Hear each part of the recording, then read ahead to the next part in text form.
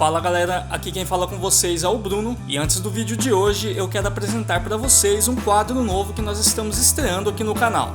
O quadro se chama Histórias do Brasil. Nós vamos contar histórias, adivinha de quem? Isso mesmo, nós contaremos histórias do Brasil. Não me diga!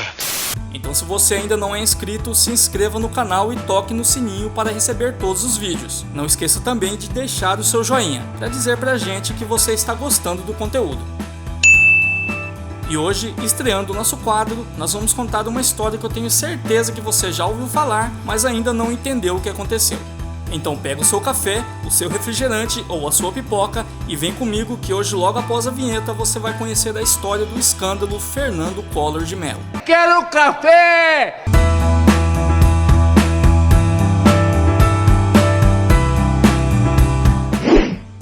Em 29 de setembro de 1992, a Câmara dos Deputados aprovava com 441 votos favoráveis o afastamento do então presidente Fernando Collor de Mello. Ele se tornou o primeiro presidente eleito por voto direto, após o regime militar, que durou de 1964 a 1985, e foi também o primeiro deposto por um processo de impeachment no Brasil.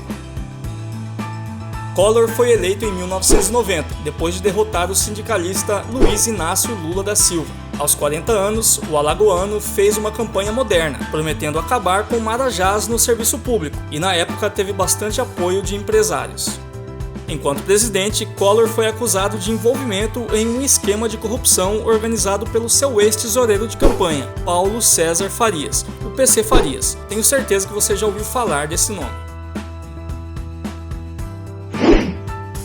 No começo dos anos 90, a inflação era um dos maiores problemas do país, cerca de 2.000% ao ano. Por isso, no dia seguinte à posse, em 16 de março de 1990, foi lançado o Plano Collor. O plano econômico que confiscou a poupança de quem tinha mais de 50 mil cruzeiros, moeda recorrente na época, revoltou a população contra o presidente.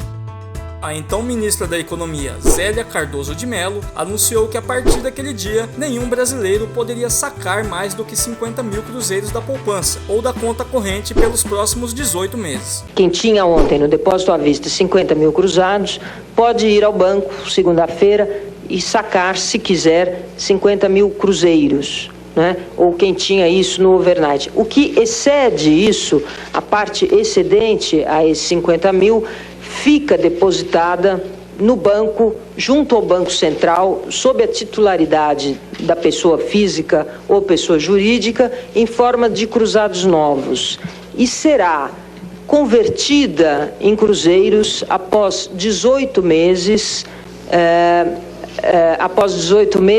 ao par.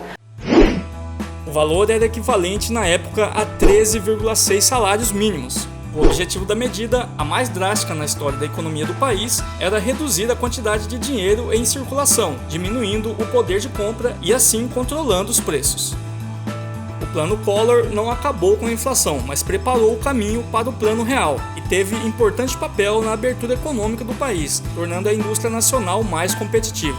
Contudo, o confisco das economias trouxe prejuízo a muitos brasileiros na época, incluindo empresários.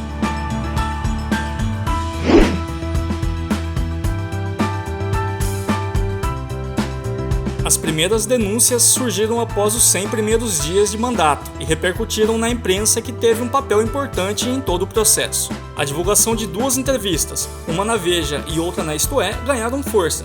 A primeira entrevista, publicada em maio de 1992, trazia o irmão do presidente, Pedro Collor, afirmando que havia um esquema de desvio de dinheiro para paraísos fiscais, montado por PC Farias. A entrevista levou à criação de uma CPI no Congresso.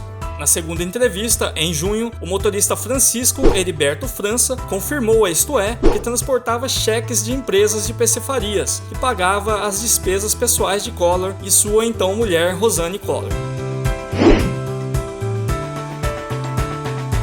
Após as denúncias, foi aberta uma CPI no Congresso Nacional. A CPI descobriu então que a secretária particular do presidente, Ana Ascioli, recebia depósitos de PC e de seus fantasmas, nomes fictícios de titulares de contas movimentadas pelo esquema PC. A prova material definitiva dos vínculos do presidente com o sistema de corrupção foi um cheque utilizado na compra de um veículo Fiat Elba, comprado para Rosane Collor, esposa do presidente. Ao mesmo tempo, crescia nas ruas um movimento popular que pedia a saída de Collor da presidência. No dia 20 de junho de 1992, Collor se pronunciou na TV. Em primeiro lugar, é preciso deixar bem claro que nem mesmo no relatório da CPI existe a afirmação de que a operação financeira feita para custear as despesas de minha campanha teria sido ilegal, inexistisse ou que tivesse afrontado qualquer norma regulamentadora, a despeito de eventuais insinuações. Collor negou as acusações e pediu para que as pessoas saíssem no final de semana com peças de roupas nas cores da bandeira nacional. Em resposta ao pedido, no dia 16 de agosto, houveram manifestações em todo o país, com manifestantes saindo às ruas com roupas pretas protestando contra o presidente. Dias depois, jovens estudantes de todo o país, pintando o rosto de verde e amarelo, também ganharam as ruas em protesto. No dia 21 de agosto, cerca de 100 mil caras pintadas se reuniram numa passeata na Avenida Rio Branco, no centro do Rio.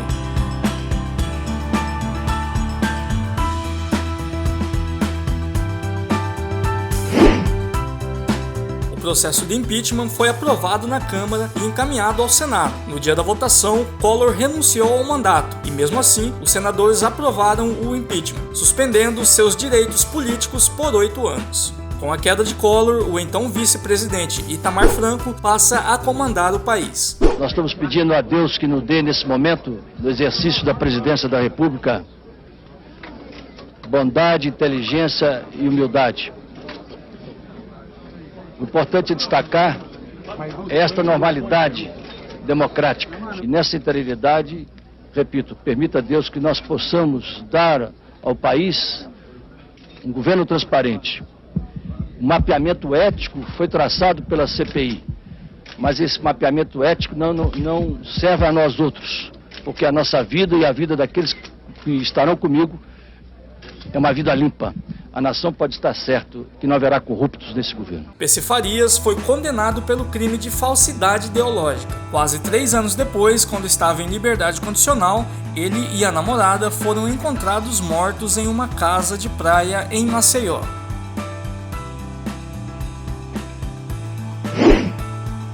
Depois da derrota política, Collor foi denunciado pela Procuradoria-Geral da República. O processo começou a tramitar no Supremo em abril de 1993. A Procuradoria argumentou que as despesas pessoais apontadas pela Câmara foram pagas com sobras do dinheiro da campanha de 1989. Mas o Supremo Tribunal Federal entendeu que isso não foi comprovado e absolveu o ex-presidente por 5-3 em dezembro de 1994.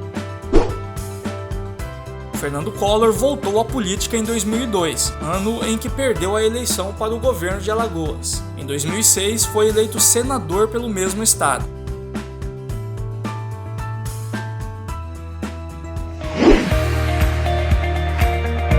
Esse foi o primeiro vídeo do quadro Histórias do Brasil. Eu espero que vocês tenham gostado. Se você tiver um tempinho, compartilhe este vídeo com seus amigos e ajude a gente a trazer mais vídeos como este. Ah, não esqueça do like. Um grande abraço e até a próxima.